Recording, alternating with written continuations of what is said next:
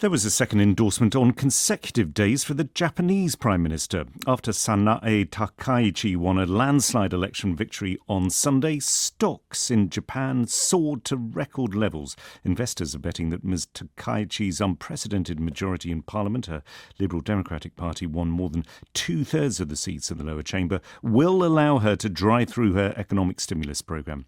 One bet that clearly did pay off was for the Conservative Nationalist Prime Minister herself, the gamble of calling a snap election in the first place. The question now is whether with her socking great majority she can deliver change. It's a question I put to Japan's Vice Minister for Foreign Affairs and LDP MP, Alfia Eri. I am very confident. One of the things we pushed forward and really presented to the Japanese people during this election season was how hard it was for us to actualize policies that we've promised to our constituents, to the voters, with the minority government that we've had for a while. That is why we snapped for this election. That is why we fought for this election. And now that the people have given us the mandate, I am very confident that we'll be able to push through on the policies that we've advocated for. The people have given a mandate, that's very clear. I just wonder whether it is a mandate that is a very personal one for the Prime Minister. Your party has been unpopular for a long while. It's been in power for a huge amount of time, beset by scandals. You also were helped by a very weak opposition. Are you convinced that this is a mandate for your party to effect change?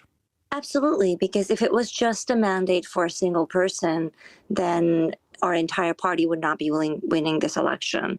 I do understand your point on scandals prior. I think the people have spoken at each election by giving us a minority government when they wanted to. And I think they are now seeing that the party is changing. And I think it's a big moment for optimism and hope in Japan. Sanae Takaichi and your party now have to really try and improve things, you would probably agree, in terms of how people are struggling with cost of living, the fact that wages aren't really rising, but inflation is growing, and doing so in the knowledge that obviously Japan, as it has for decades now, it has struggled with an absolutely enormous debt. It's by far the biggest debt load compared to GDP in the G7. It's going to be really difficult, isn't it, for her to deliver this promise of tax cuts, of stimulus spending, when you have such an enormous debt burden and bond yields going up? Well, I think what she has advocated for and what our finance minister has advocated for is not just increasing our debt and having this expansionary policy. I think that's misleading. What we are advocating for is to have a proactive financial policy that will deliver for the people under the budget that we can have where it's needed. I think we're talking about a complete restructuring and rethinking of how we work with budgets overall. So it's not just a simple expansionary policy. It's a much more holistic, complex idea. I understand that argument. You know, indeed, we can have the discussion as to whether you try and stimulate the economy and improve growth. And I guess I'm just trying to ask you whether you would accept that you do not have very long to prove that this gamble is going to pay off. I think we're getting ahead of ourselves to assume that this is a gamble. I think. Well, I'm only citing what the bond markets are doing. Sure, but you just said that this gamble might not last too long. I think we're getting ahead of ourselves in assuming that what the Japanese government is trying to do is a gamble. We have just gone through this election. We have advocated for a holistic approach for our financial policy that has yet to actualize. You know, as our finance minister has said repeatedly, I would caution against, getting ahead of ourselves and assuming what that would look like.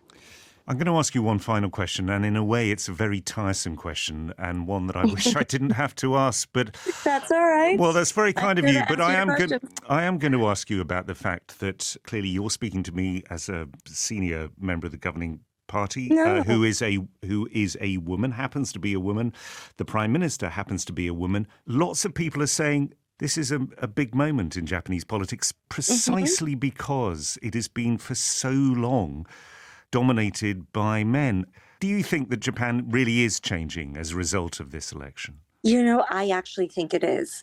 if our population isn't represented in a way that is reflective of proportions existing in the actual constituencies and actual population, then our democracy isn't mature enough. It is inspiring to see a woman lead us for the first time, but it is just as inspiring to see a woman who doesn't come from a political family, who doesn't come from a family of extreme wealth, who has worked really hard to get to where she is. And all of that meritocratic appeal that she has is just as inspiring. And I think it is truly, truly changing the way we see democracy in this country. And that was Japan's Vice Minister for Foreign Affairs, Afia Eri.